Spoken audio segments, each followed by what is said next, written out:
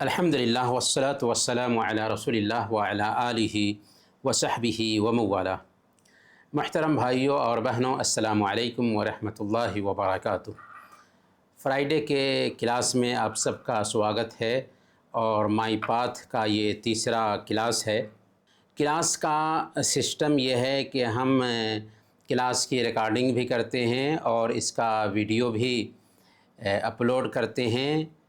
آپ کی ذمہ داری بنتی ہے کہ آن لائن جو کلاس ہوتا ہے اسے غور سے سنیں، اپنے ساتھ کاغذ اور قلم رکھیں، جو باتیں اہم ہوں انہیں نوٹ کرتے جائیں اور جو باتیں چھوٹ جائیں انہیں بعد میں ویڈیو دیکھ کر کے نوٹ کر لیں، کیونکہ اس کورس کا ایگزام بھی ہوگا اور ویسے دین کا نالج سب سے بہتر نالج ہوتا ہے، تو ہمیں چاہیے کہ ان باتوں کو نوٹ کرنے کے بعد انہیں ریپیٹ کرتے رہیں تاکہ یہ باتیں ذہن میں بیٹھ سکیں۔ اس لیے آپ کے پاس نوٹ بھی تیار ہونا چاہیے۔ آج بھی ہم ہر کلاس کے جیسے سب سے پہلے قرآن سیکھیں گے، اس کے بعد عقیدہ سیکھیں گے، اس کے بعد فقہ سے کچھ باتیں پڑھیں گے اور پھر سیرت کے حوالے سے بھی کچھ باتیں جانیں گے اور اس کے بعد اخلاق کا حصہ بھی جانیں گے۔ سب سے پہلے قرآن کریم سے ہم نے پچھلے ہفتہ سورہ العصر پڑھی تھی اور اس سورہ کے حوالے سے ہم نے یہ کہا تھا کہ سب سے پہلے اسے اچھی آواز میں سنیں، پھر سنائیں، پھر یاد کریں اور چوتھے نمبر پر اس کے معانی کو سمجھیں۔ تو ہم نے اس سورہ کے معانی سمجھے تھے اور بتایا تھا کہ اس سورہ میں کامیاب لوگوں کے 4 صفات بیان کیے گئے ہیں، 4 خوبیاں بیان کی گئی ہیں کہ کون لوگ اس دھرتی پر کامیاب ہیں۔ تو اللہ نے کہا کہ دنیا کے سارے انسان ناکام ہیں، سارے انسان گھاٹے میں ہیں، چاہے جو بھی ہوں سب کے سب گھاٹے میں ہیں۔ فائدے میں کون ہے؟ سب سے پہلے نمبر پر جس کے اندر ایمان ہو، دوسرے نمبر پر جو ایمان کے مطابق عمل کرتا ہو، تیسرے نمبر پر جو اس ایمان کی طرف دوسروں کو دعوت دیتا ہو، اور چوتھے نمبر پر پریشانی آئے تو صبر کرتا ہو۔ تو ایمان، عمل، دعوت اور صبر، یہ 4 خوبیاں جس کے اندر پیدا ہو گئیں وہ کامیاب ہے۔ کیا ایک آدمی اگر باپ کی قسم کھاتا ہے، آنکھ کی قسم کھاتا ہے، ماں کی قسم کھاتا ہے، بیٹے کی قسم کھاتا ہے تو کیا ایسا جائز ہے؟ تو ایسا جائز نہیں، بلکہ یہ شرک اصغر ہے، بہت بڑا گناہ ہے، اس سے بچنا چاہیے۔ قسم صرف اللہ کی کھا سکتے ہیں، اللہ کے علاوہ کسی اور کی قسم کھانا جائز نہیں ہے۔ اللہ کے نبی صلی اللہ علیہ وسلم نے بیان فرمایا، لا تحلفوا بآبائکم فمن کان حالفا فلیحلف باللہ او لیصمت، کہ اپنے باپوں کی قسم مت کھاؤ، جو قسم کھانا چاہتا ہو وہ اللہ کی قسم کھائے یا خاموش رہے۔ تو ہم چاہیں گے کہ آپ میں سے جو بھی ہوں ہمیں سورہ العصر پڑھ کر کے سنائیں۔ کون سنائیں گے سورہ العصر؟ وعلیکم السلام ورحمۃ اللہ۔ جی چلیے سنائیے تو سورہ العصر۔ اعوذ باللہ من الشیطان الرجیم، بسم اللہ الرحمن الرحیم، والعصر ان الانسان لفی خسر الا الذین آمنوا وعملوا الصالحات وتواصوا بالحق وتواصوا بالصبر۔ ماشاء اللہ، بہت خوب، بہت اچھا، ماشاء اللہ، بہت اچھا۔ اور کوئی سنائیں گے؟ چلے آگے ہم چلتے ہیں عقیدہ کی طرف۔ عقیدہ میں ہم نے پچھلے ہفتہ اللہ کے وجود کے فرمان، اللہ کے وجود کے دلائل جانا تھا کہ اللہ کے وجود کے کیا کیا فرمان ہیں، تو اس حوالے سے آج ہم بات کو مکمل کریں گے۔ اللہ کے وجود پر دنیا کی ہر چیز گواہ ہے۔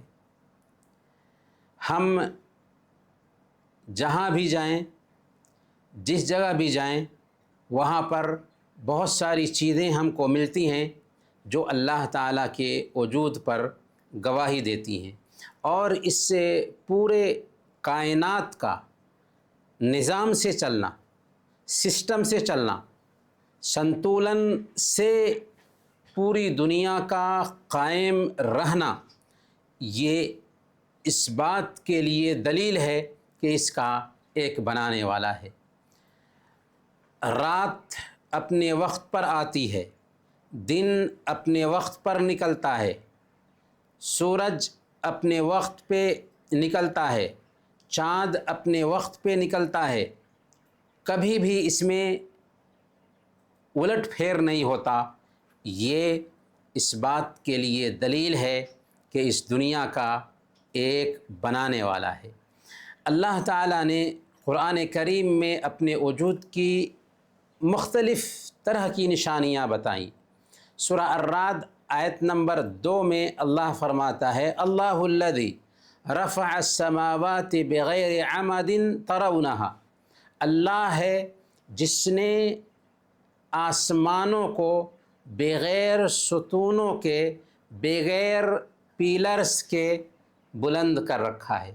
کیا یہ تعجب کی بات نہیں ہے کہ اس دنیا میں بڑے سے بڑے جو سائنسداں ہیں جب گھر بناتے ہیں تو پیلرز کی ضرورت ہوتی ہے اور اس پر چھت ڈالنے کی ضرورت ہوتی ہے، لیکن اللہ تعالیٰ نے اس آسمان کو بغیر کھمبے کے چھت کے جیسے ہمارے اوپر بنا رکھا ہے۔ کیا یہ اللہ کے وجود کی دلیل نہیں؟ اس لیے اللہ تعالیٰ نے انسان کو سمجھایا کہ اے انسانوں، تم غور کرو کہ جس اللہ نے آسمانوں کو بغیر ستون کے بلند کیا ہوا ہے اور جو عرش پر ہے، ثم استوى علی العرش، عرش اللہ تعالیٰ عرش پر قائم ہوا۔ اللہ کہاں ہے؟ اگر ہم پوچھیں کہ اللہ کہاں ہے تو اگر کوئی جواب دے کہ اللہ ہر جگہ ہے، غلط ہو جائے گا۔ کوئی کہے کہ اللہ دل میں ہے، غلط ہو جائے گا، بلکہ اللہ ساتوں آسمان کے اوپر عرش پر ہے۔ تو پھر اللہ تعالیٰ عرش پر مستوی ہوا۔ تو اللہ تعالیٰ آسمانوں کو بغیر کھمبے کے، بغیر ستون کے اوپر ہمارے لیے قائم کر رکھا ہے۔ یہ اللہ کے وجود کی دلیل ہے۔ اسی طریقے سے سورہ الرعد آیت نمبر 3 میں اللہ فرماتا ہے، وَهُوَ الَّذِي مَدَّ الْأَرْضَ وَجَعَلَ فِيهَا رَوَاسِيَ وَأَنْهَارًا، وہی وہ اللہ ہے جس نے زمین کو پھیلا کر بچھا دی ہے اور اس میں پہاڑ اور نہریں پیدا کر دی۔ اللہ تعالیٰ نے زمین کو بالکل بچھونا کے جیسے بنا دیا، جس پہ ہم چلتے ہیں، جس پر ہم گھر بناتے ہیں، جس پر ہم سفر کرتے ہیں۔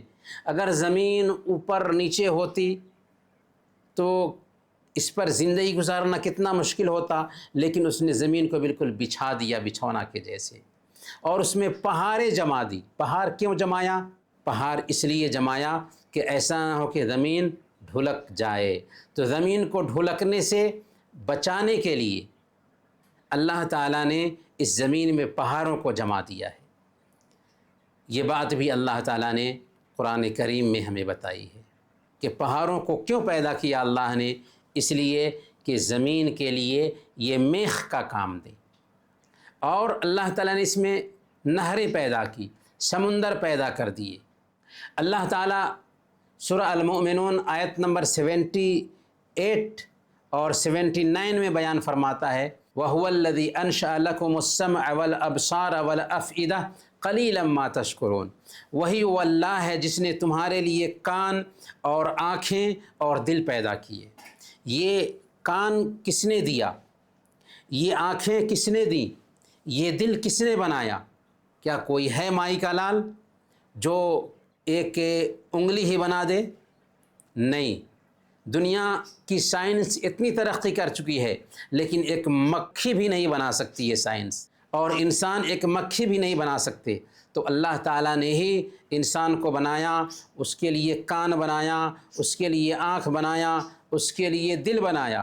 وَهُوَ الَّذِي ذَرَأَكُمْ فِي الْأَرْضِ وَإِلَيْهِ تُحْشَرُونَ، اور وہی ہے جس نے تمہیں پیدا کر کے زمین میں پھیلا دیا ہے اسی کی طرف تم جمع کیے جاؤ گے۔ تو گویا کہ یہ اللہ ہے جس کے وجود کے دلائل ہمیں قرآن میں ملتے ہیں۔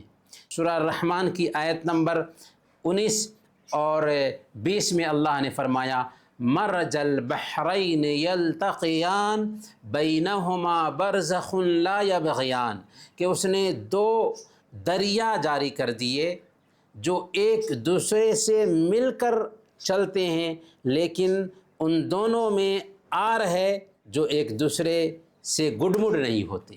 آپ نے انٹرنیٹ پر دیکھا ہوگا کہ کہیں کہیں پر اللہ تعالیٰ نے ایسا نظام رکھا ہے کہ سمندر ہے، سمندر میں میٹھا پانی اور نمکین پانی ایک ہی ساتھ چل رہا ہوتا ہے، دونوں پانیوں کا رنگ بھی الگ الگ ہے، لیکن اللہ کا نظام دیکھیے کہ دونوں ایک دوسرے سے ملتے نہیں ہیں۔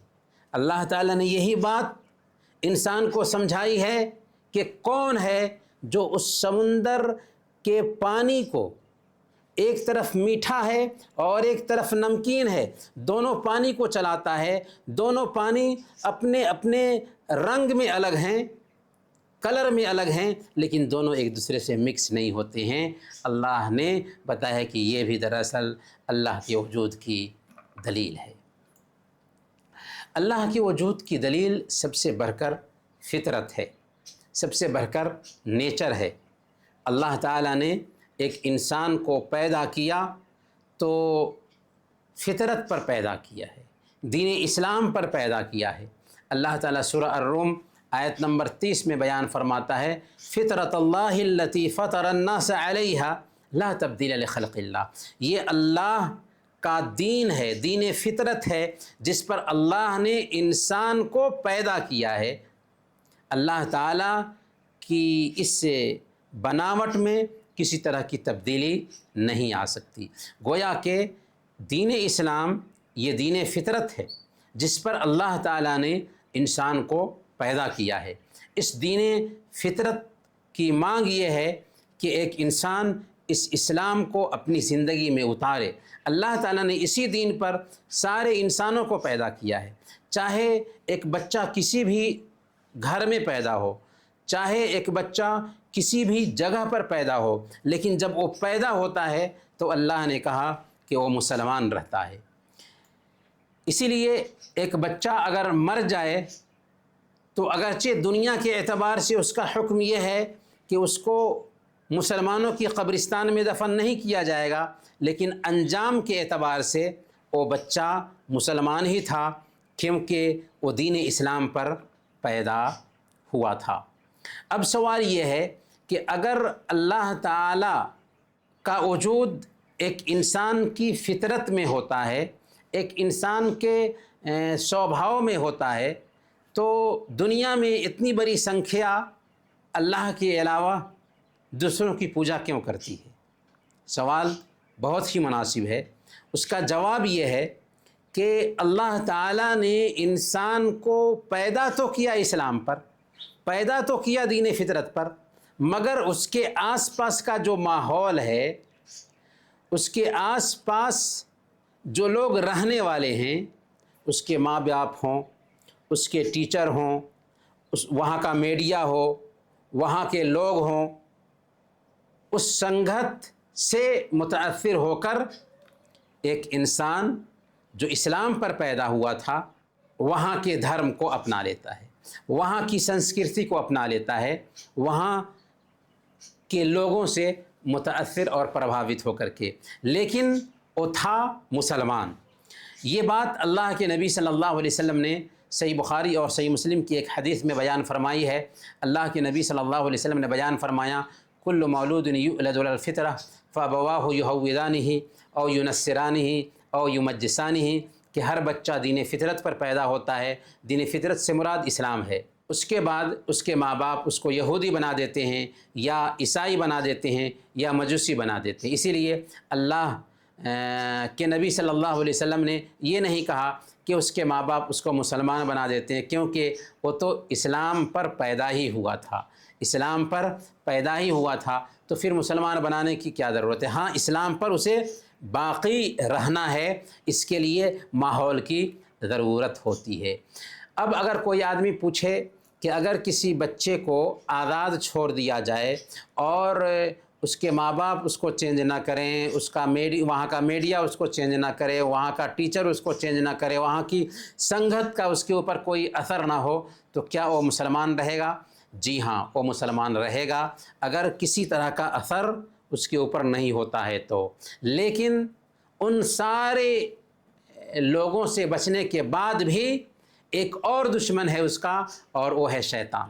اگر دوسرے لوگ چھوڑ دیتے ہیں تو یہ نہیں چھوڑے گا، یہ نہیں بخشے گا۔ کیوں نہیں بخشے گا؟ اس لیے کہ اس نے اللہ تعالیٰ سے قسم لے رکھی ہے۔ اللہ تعالیٰ نے یہ بات بھی اپنی کتاب میں بیان فرما دیا۔ شیطان نے اللہ تعالیٰ سے کہا تھا قال فبعزتک لاغوینہم اجمعین الا عبادک منہم المخلصین، کہ شیطان نے کہا کہ تیری عزت کی قسم اے اللہ، میں تیرے بندوں کو گمراہ کر کے رہوں گا سوائے تیرے ان بندوں کے جو تیرے مخلص ہوں گے، جو تجھ کو اخلاص کے ساتھ فالو کرنے والے ہوں گے۔ تو شیطان سے اگر بچ جاتا ہے تو ضرور ایک انسان اسلام پر رہے گا، لیکن شیطان سے بچنا ذرا مشکل ہوتا ہے۔ شیطان انسان کے دلوں میں وسوسے ڈالنے کی طاقت رکھتا ہے۔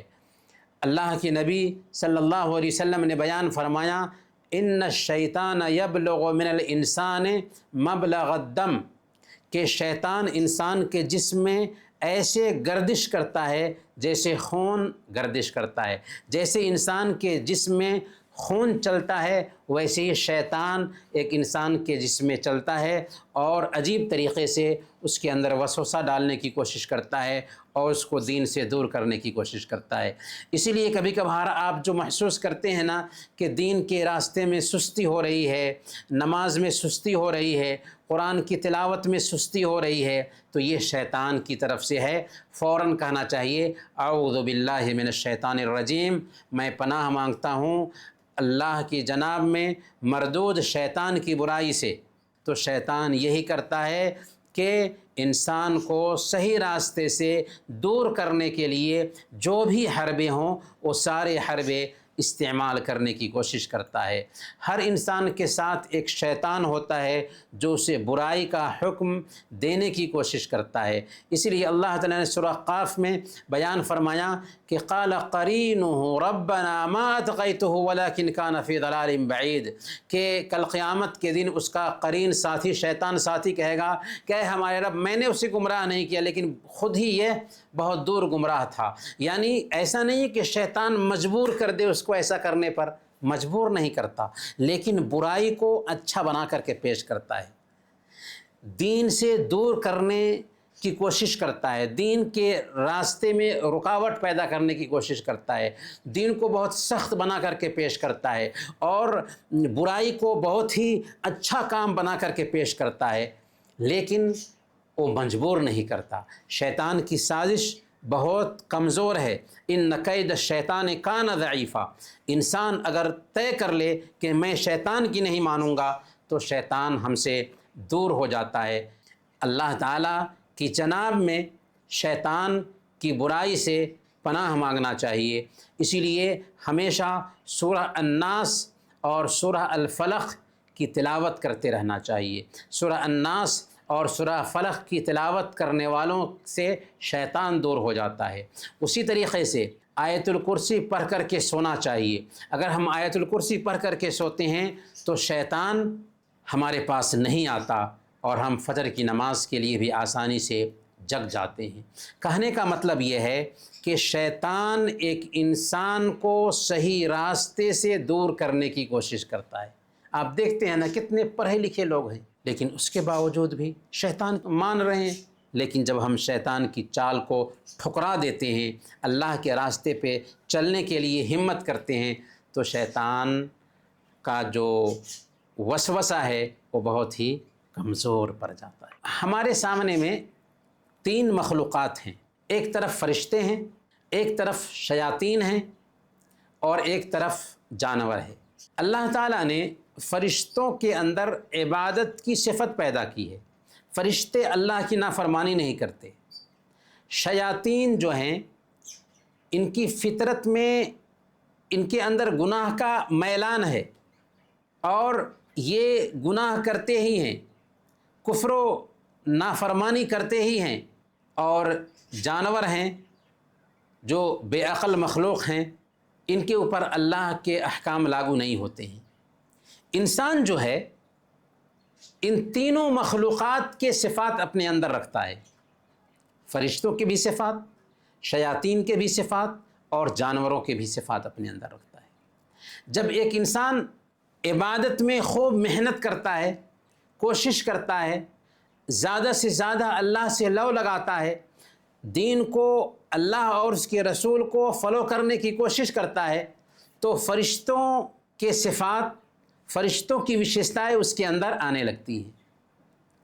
اور جب ایک انسان عبادت سے دور ہونے لگتا ہے، برائیوں کا رسیا بننے لگتا ہے، شرک و بدعت میں لگ جاتا ہے، تو شیطانی صفات اس کے اندر پیدا ہونے لگتی ہیں، شیطانی وشیشتائیں اس کے اندر آنے لگتی ہیں، اور جب وہ خواہشوں کا بندہ بننے لگتا ہے، من کی چاہت کے سامنے جھکنے لگتا ہے، تو اب وہ جانوروں کی سطح پر اتر آتا ہے۔ تو یہی انسان ہے جو کبھی اس کے اندر فرشتوں کی صفت پیدا ہوتی ہے، کبھی اس کے اندر شیطان کی صفت پیدا ہوتی ہے، اور کبھی جانوروں کی صفت بھی پیدا ہونے لگتی ہے۔ تو ہونا یہ چاہیے کہ ایک انسان شیطان کی صفت سے دور رہے، جانوروں کی صفت سے دور رہے، اللہ کی نافرمانی نہ کرے، شہوات کا بندہ نہ بنے، بلکہ اللہ اور اس کے رسول کے طریقے کے مطابق زندگی گزارے، اپنی عقل کو استعمال کرتے ہوئے اللہ اور اس کے رسول کے بتائے ہوئے طریقے کے مطابق زندگی گزارے، تو شیطان کی پکڑ ڈھیلی ہو جائے گی، اور جانوروں کی سطح سے بہت ہی اونچا وہ فرشتوں کی سطح میں رہ کر کے دنیا میں زندگی گزارے گا، اور جب ایسے زندگی گزارے گا تو اس کی زندگی کامیاب ہوگی انشاءاللہ۔ اب ہم فقہ کی طرف چلتے ہیں۔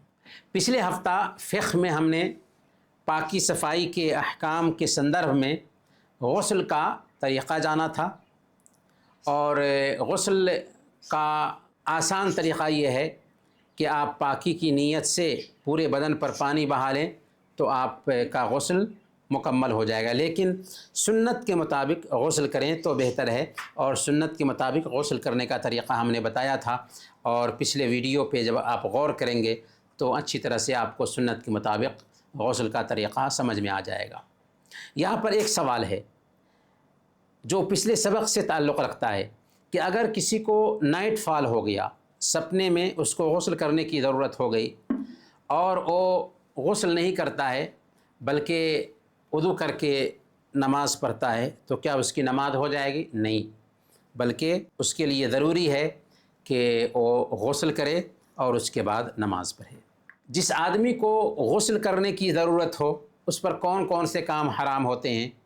تو اس کے اوپر نماز پڑھنا حرام ہے، کعبہ کا طواف کرنا حرام ہے اس کے لیے، مصحف کو چھونا اس کے لیے حرام ہے، قرآن پڑھنا بھی اس کے لیے حرام ہے، اور مسجد میں ٹھہرنا بھی اس کے لیے حرام ہے۔ ایک عورت جس کو غسل کرنے کی ضرورت ہے یا پیریڈ کے دنوں سے گزر رہی ہے، مسجد میں نہیں جا سکتی، مسجد میں نہیں بیٹھ سکتی، ہاں مسجد سے گزرنے کی گنجائش ہے۔ ایک سوال اور ہے کہ نفاس کی مدت زیادہ سے زیادہ کتنی ہے؟ بچے کی پیدائش کے بعد جو خون آتا ہے اسے نفاس کا خون کہتے ہیں، اور اس کی زیادہ سے زیادہ مدت 40 دن ہے، زیادہ سے زیادہ مدت 40 دن ہے۔ 40 دن سے پہلے خون بند ہو جاتا ہے تو عورت کے لیے ضروری ہے کہ غسل کر کے نماز شروع کر دے۔ 40 دن سے زیادہ بھی خون آتا ہے تب بھی ضروری ہے کہ ایک عورت 40 دن مکمل ہونے کے بعد غسل کرے اور نماز شروع کر دے، اس کے بعد کا جو خون ہے اس کا اعتبار نہیں ہوگا، اور نماز پڑھنا اس کے لیے ضروری ہوگا۔ استحاضہ کی حالت میں نماز پڑھنے کا کیا حکم ہے؟ جی ہاں، استحاضہ کہتے ہیں بیماری کے خون کو، یعنی بیماری کی حالت میں جو خون آتا ہے پیریڈ کے دنوں کے علاوہ، وہ خون استحاضہ کہلاتا ہے، اور اس حالت میں ایک عورت کے لیے ضروری ہے کہ وہ نماز پڑھے. ایک عورت کے لیے ضروری ہے کہ وہ نماز پڑھے. استحاضہ کی حالت میں نماز معاف نہیں ہے. پیریڈ کے دنوں میں نماز معاف ہے. اور استحاضہ کیا ہے کہ بیماری کا خون ہے جو کچھ عورتوں کو شروع ہو جاتا ہے, تو اس حالت میں نماز معاف نہیں ہے. استحاضہ کی پہچان کیسے ہوگی؟ 3 طریقہ ہے. اگر ایک عورت کو عادت معلوم ہے کہ میری عادت 7 دن ہے, 6 دن ہے, 10 دن ہے, تو عادت کے مطابق وہ عمل کرے گی اور اس کے بعد کا جو خون ہے اس کو استحاضہ کا خون سمجھے گی اور اس کے بعد غسل کر کے نماز وغیرہ شروع کر دے گی. اور ہر نماز کے لیے وضو کرے گی, تازہ وضو کرے گی. غسل کرنا ممکن ہو تو 1 مرتبہ دن میں غسل کر لے گی, لیکن ہر نماز کے لیے تازہ وضو کرے گی. اسی طریقے سے اگر کوئی عورت ہے جو تمیز کر سکتی ہے دونوں خونوں میں, حیض کے خون میں اور استحاضہ کے خون میں, تو تمیز کر کے عمل کرے گی. سمجھے گی کہ یہ حیض کا خون تھا اور اس کے بعد کا جو خون ہے وہ استحاضہ کا خون ہے. اگر عادت بھی نہیں ہے, تمیز بھی نہیں کر سکتی ہے, تو تیسری شکل یہ ہے جس کو متحیرہ کہتے ہیں, کہ ایک عورت جس کو عادت بھی نہیں ہے اور جس کو تمیز بھی نہیں ہے, تو وہ 6 اور 7 دن, چونکہ عام طور پر یہی دن ہوتے ہیں عورتوں کے, 6-7 دن وہ اپنے پیریڈ کے دن سمجھے گی, اور باقی جو دن ہیں ان دنوں میں جو خون آتا ہے تو غسل کر کے نماز شروع کر دے گی. حیض سے ایک عورت عصر کے وقت پاک ہوئی یا 12 بجے رات میں پاک ہوئی تو کیا حکم ہے اس کا؟ تو یاد رکھیے کہ ایک عورت اگر عصر کے وقت پاک ہوتی ہے تو اس کے لیے ضروری ہے کہ غسل کرنے کے بعد ظہر کی نماز بھی پڑھے اور عصر کی نماز بھی پڑھے. اور اگر کوئی عورت پاک ہوتی ہے رات کے 11 بجے یا 12 بجے یا رات کے 10 بجے, تو اس کے لیے ضروری ہے کہ وہ مغرب کی بھی نماز بھی پڑھے اور عشاء کی نماز بھی پڑھے. اس حوالے سے بہت ساری بہنیں دین کا نالج نہ ہونے کی وجہ سے نمازیں چھوڑ دیتی ہیں, حالانکہ نماز ایک وقت بھی چھوٹی ہے تو کل قیامت کے دن اس کے بارے میں پوچھ گچھ ہوگی. ایک آخری سوال ہے کہ ایک عورت حیض کی حالت میں ہے اور وہ اسٹوڈنٹ ہے یا ٹیچر ہے, اسے قرآن پڑھنا پڑتا ہے یا پڑھانا پڑتا ہے, تو وہ کیا کرے گی؟ تو ہماری شریعت میں اس بات کی چھوٹ ہے کہ اگر کسی کو غسل کرنے کی ضرورت ہے, جس کو جنابت لاحق ہے, تو اس کے لیے تو ضروری ہے کہ غسل کرے, کیونکہ یہ مدت جو ہے نا آسانی سے ختم ہو جاتی ہے غسل کرنے کی وجہ سے. لیکن حیض کی جو مدت ہے وہ لمبی مدت ہوتی ہے, لمبا پیریڈ ہوتا ہے, اور 1 ہفتہ تک ایک عورت قرآن نہ چھوئے اور قرآن نہ پڑھے تو مشکل ہے اس کے لیے. تو ایسی حالت میں شیخ الاسلام ابن تیمیہ رحمۃ اللہ علیہ نے فتویٰ دیا کہ ایک عورت قرآن کو چھوئے بغیر پڑھ سکتی ہے, پڑھا سکتی ہے. اسی طریقے سے دستانہ سے قرآن چھو کر کے پڑھ سکتی ہے, پڑھا سکتی ہے. لیکن یہ کام تلاوت کی نیت سے, ثواب حاصل کرنے اور تلاوت کی نیت سے نہیں ہونا چاہیے, بلکہ پڑھنے پڑھانے کے لیے ہے, تو ایسا جائز ہے. یہ اہم باتیں تھیں اور سوال کی شکل میں ہم نے جانا تاکہ ہمارے ذہن میں جو پچھلی باتیں ہیں وہ بیٹھ سکیں. اب ہم تیمم کے بارے میں جانیں گے. تیمم کیا ہے؟ تیمم کہتے ہیں کہ اگر پانی نہ ملے یا پانی کے استعمال میں پریشانی ہو تو پاک مٹی سے طہارت حاصل کرنا. اللہ تعالیٰ بیان فرماتے ہیں سورہ المائدہ آیت نمبر 6 میں, وَإِن كُنتُمْ جُنُبًا فَاتَّطَہَّرُوا, اور اگر جنابت کی حالت میں ہو تو نہا کر کے پاک ہو جاؤ, یعنی غسل کرنے کی ضرورت ہو تو غسل کر کے پاکی حاصل کر لو. وَإِن كُنتُمْ مَرْضَىٰ أَوْ عَلَىٰ سَفَرٍ أَوْ جَاءَ أَحَدٌ مِّنكُم مِّنَ الْغَائِطِ أَوْ لَامَسْتُمُ النِّسَاءَ فَلَمْ تَجِدُوا مَاءً فَتَيَمَّمُوا صَعِيدًا طَيِّبًا. اگر تم بیمار ہو یا سفر کی حالت میں ہو یا تم میں سے کوئی آدمی شوچ کر کے پیشاب پیخانہ کر کے آئے یا تم نے عورتوں کو ہاتھ لگایا ہو, یعنی شوہر بیوی کا تعلق قائم کیا ہو اور پانی نہ ملے, تو پاک مٹی کا ارادہ کرو, پاک مٹی سے کام لو. تو اس آیت میں سہولت یہ دی گئی ہے کہ اگر ایک آدمی کے لیے پانی کا استعمال مشکل ہے تو وہ تیمم کر لے گا۔ اس سے یہ بھی پتہ چلا کہ کسی کو غسل کرنے کی ضرورت ہے تو اس کے لیے بھی تیمم کافی ہے، کسی کو وضو کرنے کی ضرورت ہے تو اس کے لیے بھی تیمم کافی ہے۔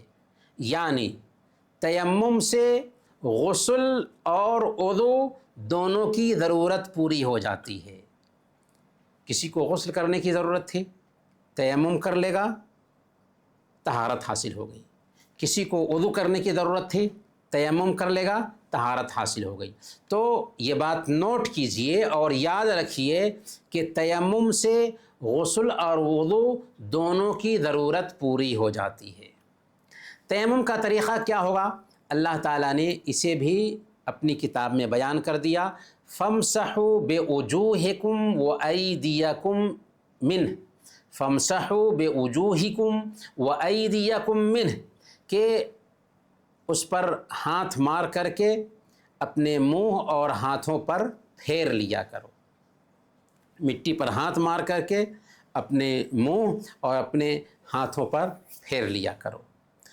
پانی نہ ملنے پر تیمم کے ذریعہ غسل اور وضو کی ضرورت پوری ہونا، یہ کیا ہے؟ یہ ایک طرح کی آسانی ہے جو اللہ تعالیٰ نے رکھی ہے، اور اسلام آسان دین ہے، اس لیے اللہ تعالیٰ نے یہ آسانی رکھی ہے۔ کسی آدمی کو غسل کی ضرورت ہو گئی اور پانی نہیں مل رہا ہے، کیا کرے گا؟ کیسے نمازیں پڑھے گا؟ کسی آدمی کو وضو کی ضرورت ہے، پانی نہیں مل رہا ہے، کیسے نماز پڑھے گا؟ کیا نماز ہی چھوڑ دے گا؟ نہیں، تیمم اس کی جگہ پر ہے، اور یہ اس دین میں آسانی ہے۔ بہت سارے لوگ یہ سمجھتے ہیں کہ کسی کو غسل کی ضرورت ہے تو پانی نہیں مل رہا ہے تو اب کوئی حل ہی نہیں، تیمم حل ہے۔ غسل کی ضرورت تیمم سے پوری ہو جاتی ہے۔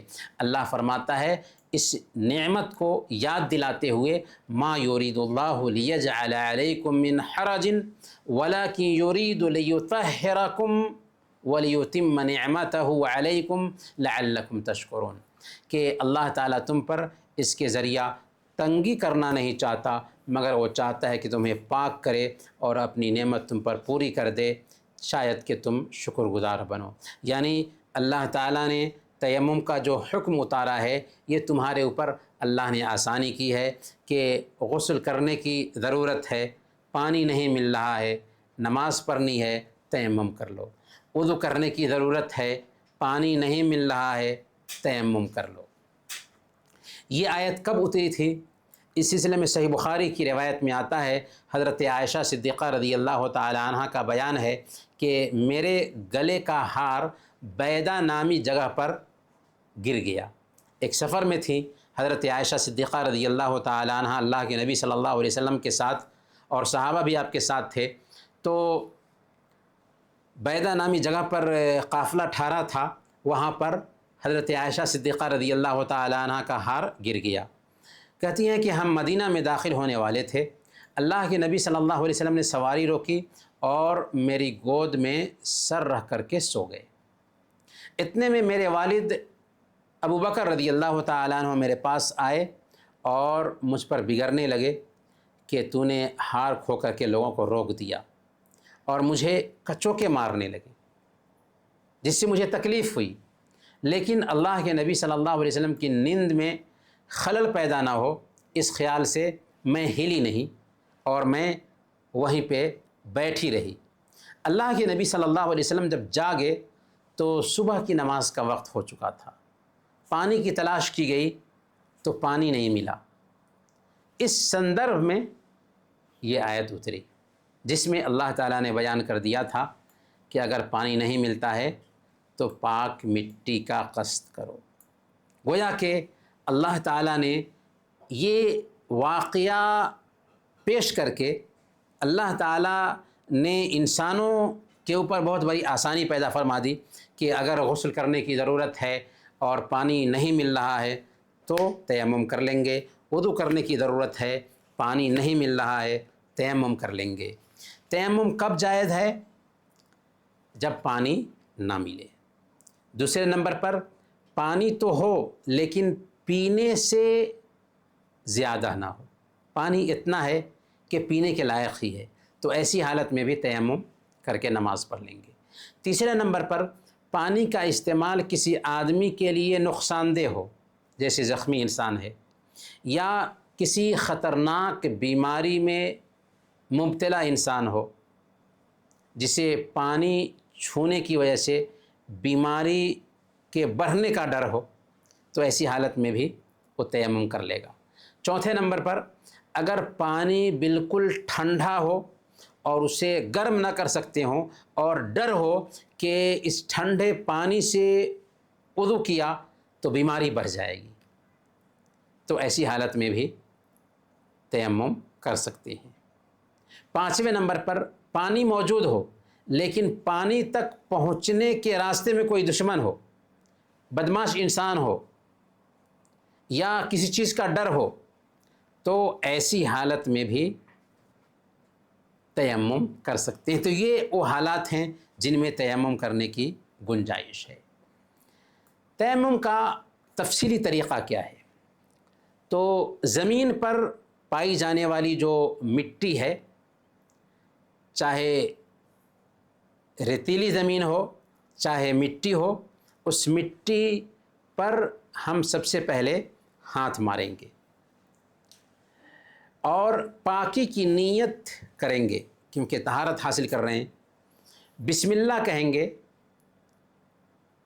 مٹی پر ہاتھ مارتے ہوئے، اور پھر اپنے دونوں ہاتھ کو زمین پر ماریں گے، دونوں ہاتھ جو کھلے ہوئے ہیں زمین پر ماریں گے، یا دیوار پر اگر مٹی والا دیوار ہے تو اس پہ ہاتھ ماریں گے، لیکن مٹی ہو تب، یا ریت پر ہاتھ ماریں گے۔ اگر غبار ہو، یعنی ہاتھ میں اگر غبار وغیرہ آیا ہے تو پھونک دیں گے، اور پھر اس سے اپنے چہرے پر مسح کر لیں گے۔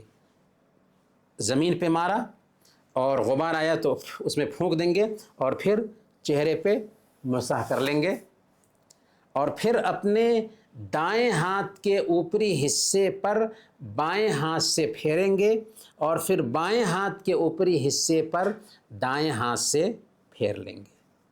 بس دائیں ہاتھ کے اوپری حصے پر بائیں ہاتھ سے اور بائیں ہاتھ کے اوپری حصے پر دائیں ہاتھ سے پھیر لیں گے، تیمم ہو گیا۔ یہی طریقہ اللہ تعالیٰ نے اپنی کتاب میں بیان فرمایا، اور یہی طریقہ صحیح مسلم کی اس حدیث میں بیان فرمایا اللہ کے نبی صلی اللہ علیہ وسلم نے، جو ابھی ہم آپ کو بتانے جا رہے ہیں۔ حضرت عمار بن یاسر رضی اللہ تعالیٰ عنہ بیان فرماتے ہیں کہ اللہ کے نبی صلی اللہ علیہ وسلم نے مجھے کسی کام کے لیے بھیجا، مجھے سفر میں غسل کی ضرورت پڑ گئی، مجھے غسل کے لیے پانی نہ ملا۔ اس روایت پہ غور کریں کہ حضرت عمار بن یاسر رضی اللہ تعالیٰ عنہ کو غسل کی ضرورت تھی، وضو کی نہیں، نماز پڑھنے کے لیے غسل کی ضرورت تھی، تو ان کو پانی نہیں ملا تو کیا کرتے ہیں؟ میں نے مٹی پر لوٹ پوٹ کر لی، جیسے جانور لوٹ پوٹ کرتا ہے، پھر نماز پڑھ لی۔ یعنی زمین پر لوٹ پوٹ کر لیا جیسے جانور لوٹ پوٹ کرتا ہے، اور میں نے نماز پڑھ لی، کیونکہ ان کو مسئلہ معلوم نہیں تھا کہ کیسے کیا جاتا ہے تیمم۔ جب اللہ کے رسول صلی اللہ علیہ وسلم کے پاس آیا اور اس کا ذکر کیا تو آپ نے فرمایا تمہارے لیے اپنے ہاتھوں سے اتنا کر لینا کافی تھا۔ پھر آپ نے کیا کیا؟ پھر آپ نے اپنے دونوں ہاتھوں کو ایک بار زمین پر مارا، اپنے دونوں ہاتھوں کو ایک بار زمین پر مارا، پھر اپنے چہرے پر پھیر لیا، اپنے چہرے پر پھیر لیا، پھر اپنے دونوں ہتھیلیوں کے اوپری حصے پر مل لیا، دونوں ہتھیلیوں کے اوپری حصے پر مل لیا، گویا کہ ہتھیلیوں کے اوپری حصے پہ مل لینا ہے۔ اور ایک روایت میں ہے کہ تمہارے لیے یہی کافی تھا، اور پھر آپ نے اپنے دونوں ہاتھ کو زمین پر مارا اور پھر اس میں پھونک مارا اور ان سے اپنے چہرے اور ہتھیلیوں پہ مسح کر لیا۔ گویا کہ یہ جو مسح کرنا ہوگا یہ چہرے کا مسح کرنا ہوگا اور دونوں ہاتھوں کا مسح کرنا ہوگا، زمین پر ایک ہی مرتبہ مارنا ہے، اور صرف ہتھیلی کہ اوپری حصے پر مسح کرنا ہے، کوہنیوں تک مسح نہیں کرنا ہے۔ اس کی روایت کمزور ہے، ضعیف ہے۔ اور صحیح مسلم کی روایت میں کلیئر انداز میں اللہ تعالیٰ نے مسح کا طریقہ بتا دیا ہے، اللہ کے نبی صلی اللہ علیہ وسلم نے مسح کا طریقہ بتا دیا ہے، اور اللہ تعالیٰ نے بھی قرآن کریم میں مسح کا طریقہ بتایا، تو یہی کہا فَامْسَحُوا بِوُجُوهِكُمْ وَأَيْدِيَكُمْ مِنْهُ، کہ اپنے منہ پر ہاتھ پھیر لو اور اپنے ہاتھوں پر پھیر لو، اور بس۔ اب ہم یہ جانیں گے کہ تیمم کن چیزوں سے ٹوٹتا ہے۔ تو ہر وہ چیز جس سے وضو ٹوٹ جاتا ہے اس سے تیمم بھی ٹوٹ جائے گا۔ اسی طریقے سے ہر وہ چیز جس سے غسل واجب ہوتا ہے تیمم بھی ٹوٹ جائے گا اس سے۔ دوسرے نمبر پر اگر پانی مل جائے اور اسے استعمال کرنا ممکن ہو تو تیمم نہیں کر سکتے۔ جیسے پانی پایا جا رہا ہے اور کسی کو شوق چڑھا ہوا ہے کہ وہ مٹی سے تیمم کرے تو تیمم ہوگا ہی نہیں، تیمم ہوگا ہی نہیں۔ پانی کے نہ ملنے کی وجہ سے یا پانی کے استعمال میں سخت پریشانی ہونے کا ڈر ہو تب تیمم کیا جا سکتا ہے۔ جیسے بوڑھے لوگ ہیں اور ان کے لیے پانی گرم کرنے کا انتظام نہیں ہے، اور اگر وہ ٹھنڈا پانی استعمال کرتے ہیں تو بیماری بڑھ سکتی ہے، کوئی دقت پیدا ہو سکتی ہے، تو ایسی حالت میں وہ تیمم کر لیں گے۔ تو تیمم آسانی کے لیے ہے اور سخت حالات میں ہے، مجبوری کی حالت میں ہے۔ اچھا، اس کے بعد ہم چلتے ہیں سیرت کی طرف۔ سیرت میں ہم نے جو کچھ بھی پڑھا ہے پہلے اس کو سرسری طور پر دیکھ لیتے ہیں سوال کی شکل میں۔ محمد صلی اللہ علیہ وسلم کس خاندان میں پیدا ہوئے؟ قریش خاندان میں پیدا ہوئے۔ محمد صلی اللہ علیہ وسلم کی پیدائش کب ہوئی؟ عام الفیل کو 9 ربیع الاول سوموار کے دن صبح سویرے اللہ کے نبی صلی اللہ علیہ وسلم پیدا ہوئے۔ اللہ کے نبی صلی اللہ علیہ وسلم کہاں پیدا ہوئے؟ مکہ میں پیدا ہوئے۔ اللہ کے نبی صلی اللہ علیہ وسلم کی وفات کہاں ہوئی؟ مدینہ میں وفات ہوئی۔ اللہ کے نبی صلی اللہ علیہ وسلم کو دودھ کن کن عورتوں نے پلایا؟ ثویبہ نے دودھ پلایا اور حلیمہ سعدیہ نے دودھ پلایا۔ اللہ کے نبی صلی اللہ علیہ وسلم کی ماں کی وفات کب ہوئی؟ ماں کی وفات اس وقت ہوئی جب کہ آپ صرف 6 سال کے تھے، اور جب آپ ماں کے پیٹ میں تھے تو آپ کے والد دنیا سے گزر گئے۔ دادا کی وفات کب ہوئی؟ جب اللہ کے نبی صلی اللہ علیہ وسلم 8 سال کے ہوئے تو دادا بھی اس دنیا سے گزر گئے۔ نبوت سے پہلے یعنی نبی بننے سے پہلے آپ نے کون کون سا کام کیا؟ تو اللہ کے نبی صلی اللہ علیہ وسلم نے لوگوں کی بکریاں چرائیں اور کاروبار بھی کیا، تجارت بھی کیا۔ بحیرہ راہب سے کب اور کتنی عمر میں ملاقات ہوئی؟ جب آپ 13 سال کے تھے تو اپنے چچا کے ساتھ سیریا کے سفر پر گئے تھے۔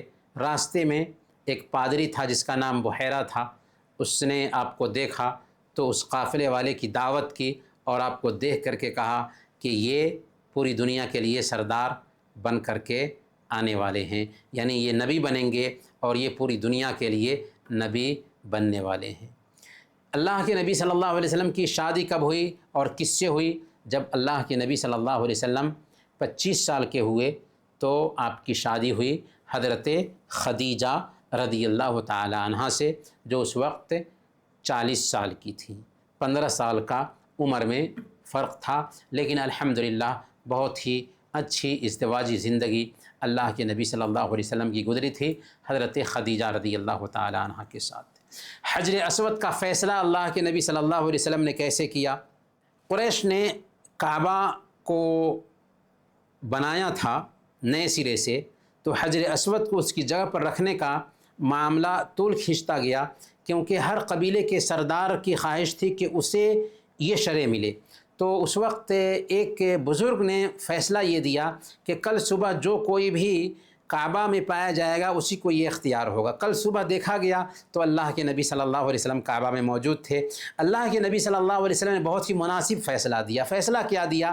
کہا کہ ایک چادر منگاؤ، اور پھر اس چادر کو پھیلا دیا گیا، اس کے اوپر حجر اسود کو رکھ دیا گیا، اور 4 قبیلہ کے سردار تھے، ان سرداروں سے کہا گیا کہ چادر کے کونے کو پکڑیں اور حجر اسود کی جگہ پر لے کر کے آئیں۔ چنانچہ لوگوں نے ایسا ہی کیا۔ جب وہ لے کر کے گئے تو اللہ کے نبی صلی اللہ علیہ وسلم نے وہاں پر اس حجر اسود کو اٹھایا اور اس کی جگہ پر رکھ دیا۔ اس طریقے سے آپ کی عقل مندی سے بہت بڑا مسئلہ ٹل گیا۔ اللہ کے نبی صلی اللہ علیہ وسلم پڑھے لکھے کیوں نہیں تھے؟ یہ اللہ کی چاہت ہوئی کہ آپ نہ پڑھنا جانتے تھے نہ لکھنا جانتے تھے، تاکہ آپ کو ساری انسانیت کے لیے، تمام جن و انس کے لیے اور قیامت کے دن تک کے لیے نبی بنایا جائے، تو کسی کو یہ ڈاؤٹ پیدا نہ ہو کہ ہو نہ ہو محمد صلی اللہ علیہ وسلم نے ہی یہ سب کیا ہوگا۔ اسی لیے اللہ کی چاہت ہوئی کہ آپ پڑھے لکھے نہ ہوں اور سارا کا سارا گیان آپ کو اللہ کی طرف سے دیا جائے۔ محمد صلی اللہ علیہ وسلم کی سنتان اولاد کتنی تھی؟ محمد صلی اللہ علیہ وسلم کی 7 اولاد تھی۔ کتنی؟ 7 اولاد تھی۔ 4 بیٹیاں تھیں اور 3 بیٹے تھے۔ بیٹیاں کون کون تھیں؟ زینب، رقیہ، ام کلثم اور فاطمہ۔ اسے نوٹ کیجئے، ہم پوچھیں گے کیونکہ ہم سوالات پوچھتے بھی ہیں۔ تو زینب، رقیہ، ام کلثم اور فاطمہ۔ اور بیٹے کتنے تھے؟ بیٹے 3 تھے، قاسم، عبداللہ اور ابراہیم۔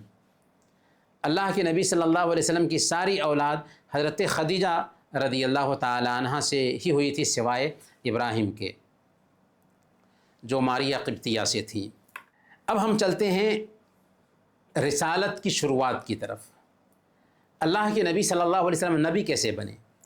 جب 40 سال کے اللہ کے نبی صلی اللہ علیہ وسلم ہو گئے تھے تو آپ کے اندر اکیلا پن پیدا ہو گیا تھا۔ آپ حرا نامی گوفا میں جا کر کے اکیلے بیٹھے رہتے تھے اور کھانے پینے کی چیزیں وہیں پہ لے جا کر کے رکھتے تھے، اللہ کی یاد میں لگے رہتے تھے، کیونکہ اللہ کے نبی صلی اللہ علیہ وسلم نے اس مکہ کے ماحول میں جہاں پر مورتی پوجا کا چلن تھا، کبھی بھی آپ نے مورتیوں کی پوجا نہیں کی تھی۔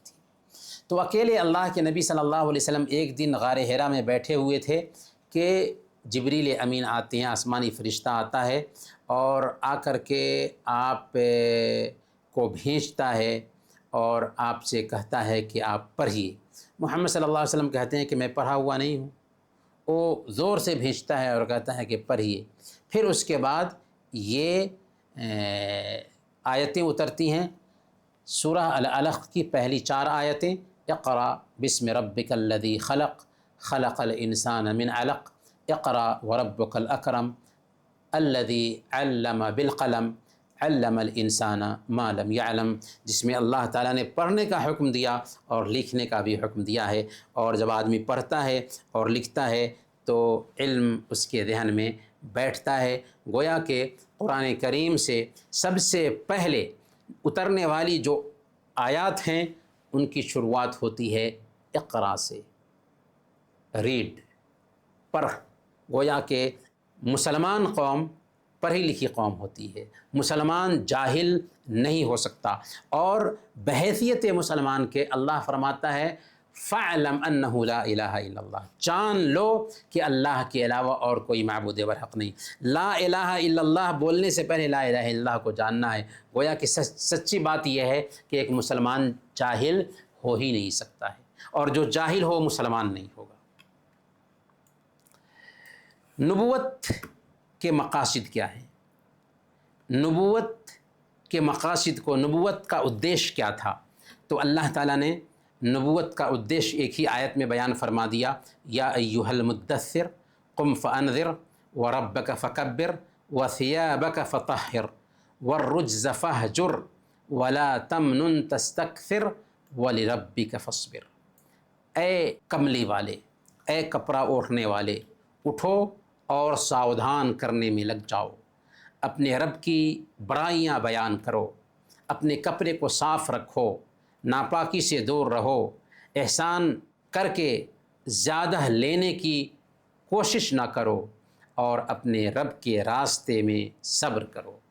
ان آیات میں نبوت کے ادیش اور نبوت کی حکمتوں کو بیان کیا گیا ہے۔ کیا ہے حکمت؟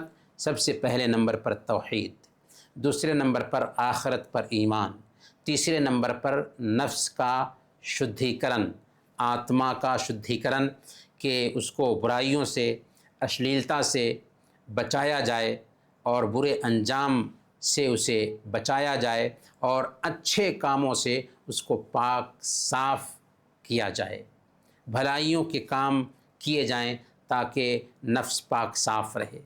تیسرے نمبر پر سارے معاملات کو اللہ کے سپرد کر دینا چاہیے، کیونکہ جب ہم اللہ پر ایمان لائے ہیں تو اللہ تعالی ہمارے لیے غلط فیصلہ نہیں کر سکتا۔ ظاہر میں تو لگتا ہے کہ یہ فیصلہ اچھا نہیں ہے میرے لیے، لیکن اگر اس کی تہ میں جائیں گے تو سمجھ میں آئے گا کہ اسی میں بہتری تھی۔ اب ہم جانتے ہیں اخلاق۔ اخلاق میں ہم دو باتیں پہلے سیکھ چکے ہیں۔ توبہ کے بارے میں ہم نے جان لیا اور سچائی کے بارے میں جان لیا۔ توبہ کے بارے میں ہم نے کیا جانا تھا اس کو ہم دہرا لیتے ہیں۔ توبہ کی شرطیں کیا ہوتی ہیں؟ تو توبہ کی 4 شرطیں ہیں۔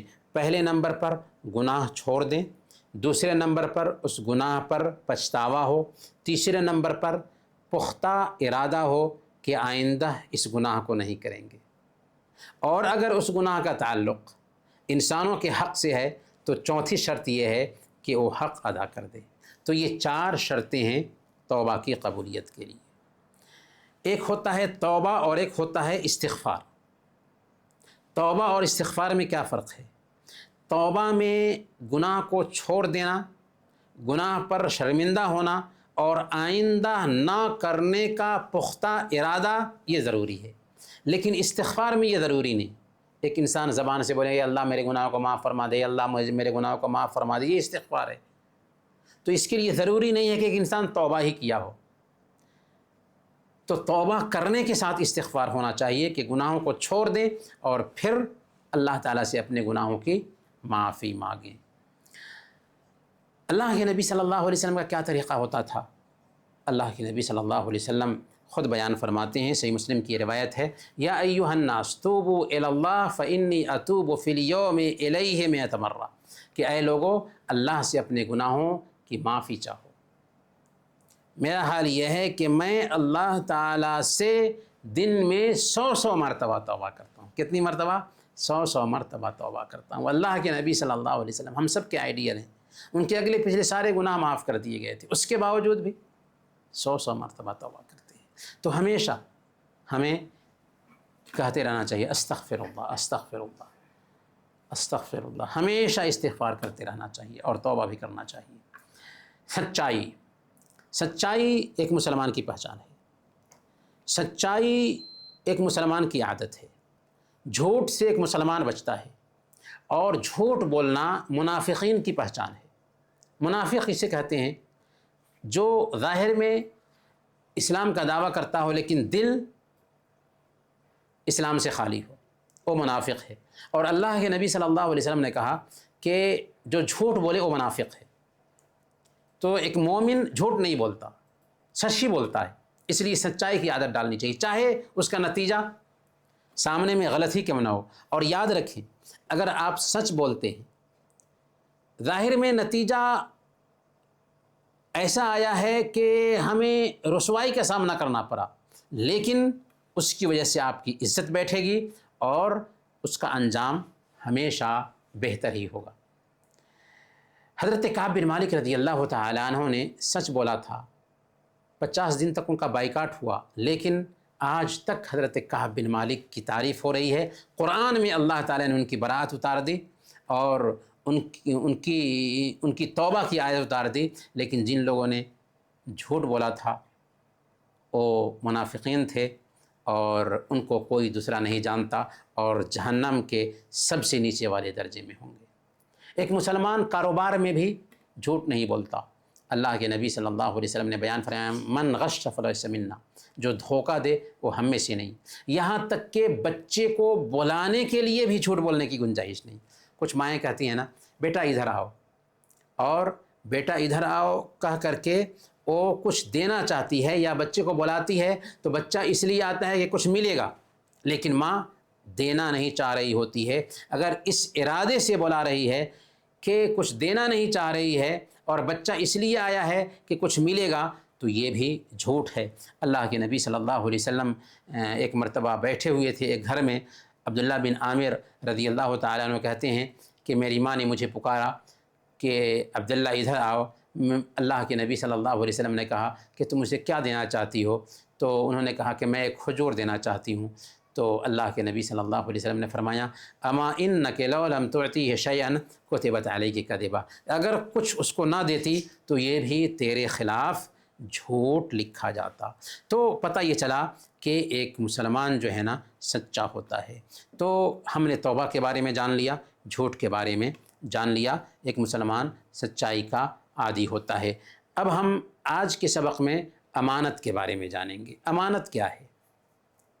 امانت یہ ہے کہ ایک مسلمان لوگوں کی کوئی بھی چیز ہو، چاہے مال ہو یا کوئی دوسری چیز ہو، اسے اپنے پاس رکھے اور بغیر تاخیر کیے، بغیر کمی کیے، بغیر اس کے کہ اس میں ہیر پھیر کرے، اس کو سامان والے تک پہنچا دے، یہ ہے امانت۔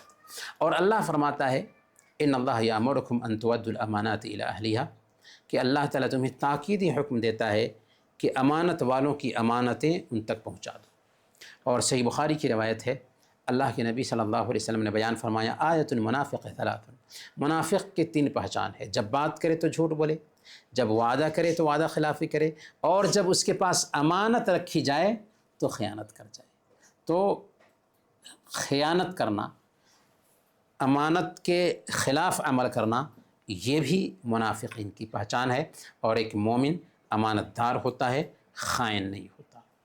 نفاق 2 طرح کا ہوتا ہے، ایک عقیدے کا نفاق ہے اور ایک عمل کا نفاق ہے۔ عقیدے کا نفاق تو ایک آدمی کو اسلام سے نکال دیتا ہے، اور وہ کیا ہے؟ اور وہ یہ ہے کہ آدمی اسلام کو ظاہر کرے لیکن دل میں کفر چھپا رکھا ہو۔ لیکن عمل کا جو نفاق ہے وہ ایک انسان کو اسلام سے نہیں نکالتا، اور وہ کیا ہے کہ ایک انسان منافقوں کے اخلاق اور کیریکٹر کو اپنائے۔ اور ابھی ہم نے جانا ہے کہ منافقوں کا اخلاق ہے کہ ایک آدمی بات کرے تو جھوٹ بولے، وعدہ کرے تو وعدہ خلافی کر جائے، اور امانت رکھی جائے تو خیانت کر جائے۔ گویا کہ امانت میں خیانت کرنا یہ منافقین کی صفت ہے، اور ایک مومن امانت میں خیانت نہیں کرتا۔ امانت کی کئی شکلیں ہوتی ہیں۔ ایک مسلمان امانت کو امانت والے کے حوالے کرتا ہے، چاہے وہ غیر مسلم ہی کیوں نہ ہو، کیونکہ اللہ تعالیٰ نے ہمیں اس کا حکم دیا ہے کہ ہم امانت کو اس کے مالک کے حوالے کریں۔ اللہ کے نبی صلی اللہ علیہ وسلم کو دیکھیں جو ہم سب کے آئیڈیل ہیں۔ مکہ کے جو مشرکین تھے، آپ کی امانت کی وجہ سے، آپ کی امانت داری کی وجہ سے اپنا مال آپ کے پاس لا کر کے رکھتے تھے تاکہ آپ ان کی حفاظت کریں۔ جب اللہ کے نبی صلی اللہ علیہ وسلم ہجرت کر رہے تھے تو باضابطہ حضرت علی رضی اللہ تعالی عنہ کے حوالے یہ سارا سامان کیا تھا کہ کل ہو کر کے سامان والوں کا سامان ان تک پہنچا دیا جائے۔ اللہ کے نبی صلی اللہ علیہ وسلم چاہتے تو سامان کو لے کر کے چلے جاتے، کیونکہ مکہ والے آپ کو مکہ سے نکال رہے تھے، لیکن اللہ کے نبی صلی اللہ علیہ وسلم نے وہاں پر بھی امانت کا خیال رکھا اور حضرت علی رضی اللہ تعالی عنہ کے حوالے یہ سارا سامان کر دیا تھا تاکہ مکہ والوں کی امانتیں واپس کر دی جائیں۔ ایک مسلمان اپنی ڈیوٹی میں بھی سستی نہیں کرتا، ڈیوٹی کے وقت میں اپنا خاص کام نہیں کرتا، طاقت کے مطابق ڈیوٹی کو صحیح طریقے سے انجام دیتا ہے، کیونکہ ڈیوٹی میں سستی کرنا خیانت ہے، ڈیوٹی کے وقت میں اپنا ذاتی کام کرنا خیانت ہے، اور کام چوری کرنا بھی خیانت ہے۔ تو امانت میں خیانت نہیں ہونی چاہیے، ڈیوٹی بھی سلیقے سے اور اچھے طریقے سے ہونی چاہیے۔ اللہ تعالیٰ نے ہمیں جو جسم میں انگ دیے ہیں، کان دیا ہے، آنکھ دیا ہے، عقل دی ہے، صحت دی ہے، مال دیا ہے، اولاد دیا ہے، یہ سب ہمارے پاس امانت ہے۔ ان کے بارے میں کل قیامت کے دن ہم سے پوچھ گچھ ہونے والی ہے کہ ہم نے ان کو صحیح طریقے سے استعمال کیا یا نہیں کیا۔ اس آنکھ کے بارے میں پوچھا جائے گا، اس زبان کے بارے میں پوچھا جائے گا، اس کان کے بارے میں پوچھا جائے گا، اس ہاتھ کے بارے میں پوچھا جائے گا، اس پیر کے بارے میں پوچھا جائے گا، اولاد کے بارے میں پوچھا جائے گا، اور مال کے بارے میں پوچھا جائے گا۔ اللہ فرماتا ہے وَلَا تَقْفُ مَا لَيْسَ لَكَ بِهِ عِلْمٌ إِنَّ السَّمْعَ وَالْبَصَرَ وَالْفُؤَادَ كُلُّ أُولَٰئِكَ كَانَ عَنْهُ مسؤولا، کہ جس بات کی تمہیں خبر نہ ہو اس کے پیچھے مت پڑو۔ کان، آنکھ اور دل ان میں سے ہر ایک سے پوچھا جانے والا ہے۔ تو پتہ یہ چلا کہ ہمیں چاہیے کہ ہم امانت دار بنیں، خیانت سے بچیں، اور امانت داری میں یہ چیزیں آتی ہیں کہ ایک انسان لوگوں کے مال کی حفاظت کرے، امانت داری میں یہ چیز آتی ہے کہ ایک انسان ڈیوٹی میں کٹوتی نہ کرے، امانت داری میں یہ چیز آتی ہے کہ ایک انسان اپنے اعضاء و جوارح کو صحیح طریقے سے استعمال کرے اور غلط استعمال سے بچے، اپنی اولاد کی حفاظت کرے، مال کی حفاظت کرے۔ تو انہی باتوں کے ساتھ آج کا یہ درس ہم ختم کرتے ہیں، اور اللہ تعالیٰ سے دعا کرتے ہیں کہ اللہ تعالیٰ ہم سب کو جو کچھ بھی ہم نے سنا ہے ان کو یاد رکھنے اور ان کو اپنی زندگی میں اتارنے کی توفیق عطا فرمائے۔ آمین وصلی اللہ علی نبینا محمد وعلی آلہ وصحبہ اجمعین۔ آپ کے پاس سوال ہے تو آپ سوال کر سکتے ہیں۔